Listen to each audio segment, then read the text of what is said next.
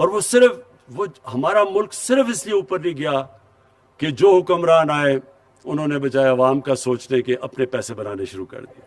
تو یہ ہے ہمارے اب اسٹرگل، اور یہ ہے جدوجہد.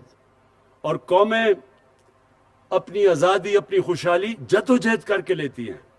کبھی بھی ہم چپ کر کے بیٹھے رہے اور سمجھیں کہ آکے کوئی قوم آزاد ایسے تو نہیں ہوتی. آزادی کے لیے قوم لڑتی ہے، جدوجہد کرتی ہے. یہاں بھی ایک کرپٹ مافیا بیٹھا ہوا ہے، اس کے خلاف اب اس سے آزادی لینے کے لیے پوری جدوجہد ہے.